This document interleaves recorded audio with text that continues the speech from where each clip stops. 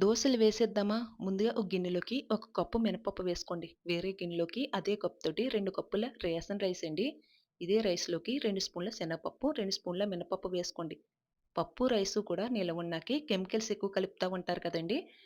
నానబెట్టే ముందు 2, 3 సార్లు నీట్‌గా కడిగి, అప్పుడు వాటర్ వేసుకొని 2, 3 గంటలు నానబెట్టుకొని, పప్పు నానిపోయిన తర్వాత పప్పుని నీట్‌గా కడిగేసుకొని, పప్పు, రైసు కూడా కలిపేసుకొని మిక్సీ జార్‌లోకి కొద్ది కొద్దిగా వేసుకొని మెత్తగా మిక్సీ పట్టేసుకోండి. దీన్ని ఒక గిన్నెలోకి తీసుకొని ఒక నైట్ అంతా పక్కన పెట్టేసుకోండి. పొద్దుటికి దోసలు వేసే ముందు ఉల్లికారం చేద్దామండి.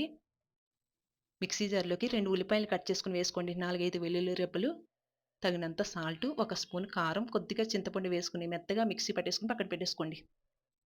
ఆలు మసాలా దోస చేయడానికి స్టఫింగ్ తయారు చేద్దామండి. స్టవ్ మీద గిన్నె పెట్టుకొని ఒక స్పూను ఆయిల్ వేసుకున్న తర్వాత శనగపప్పు, మినపప్పు, ఆవాలు, జీలకర్ర వేసి ఫ్రై చేసుకోండి.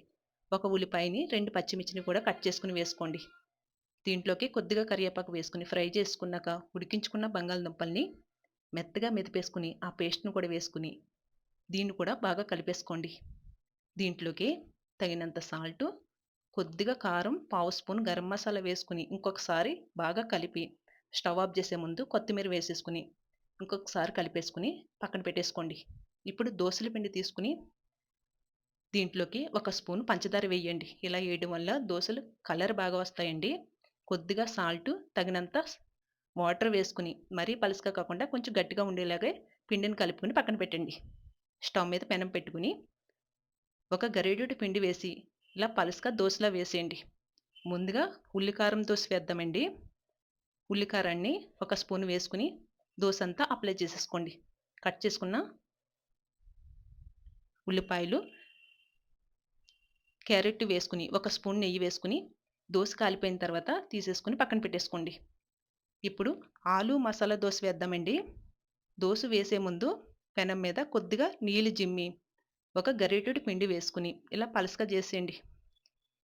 ఈ దోస పైకి మళ్ళీ ఉల్లికారాన్ని ఒక స్పూన్ వేసుకొని మొత్తం అంతా అప్లై చేసేసుకోండి. ఒక స్పూన్ నెయ్యి వేసుకుని ఒక సైడు ఆలు మసాలాన్ని పెట్టేసుకుని ఈ దోస కాలిపోయిన తర్వాత ఇలా మడత పెట్టేసి ఈ దోసని కూడా తీసి పక్కన పెట్టేసుకోండి. ఇప్పుడు ఎగ్ దోస వేద్దామండి. మళ్ళీ దోస వేసే ముందు వాటర్ జిమ్మి ఒక గరిటెడు పిండి వేసేసుకుని ఇలా దోసలా వేసేయండి. దీనిపైన మళ్ళీ ఉల్లికారాన్ని వేసుకుని నెయ్యి వేసేసుకుని ఒక ఎగ్‌ని ఇలా బీట్ చేసుకొని వేసుకుని మొత్తం అంతా అప్లై చేసేసుకోండి. ఇది కూడా కాలిపోయిన తర్వాత తీసేసుకుంటవేనండి. అంతే 3 రకాల దోసలు రెడీగా ఉన్నాయండి. ఈ వీడియో నచ్చితే కనుక లైక్ చేసేయండి. ఛానల్‌ని సబ్స్క్రైబ్ చేసుకోండి.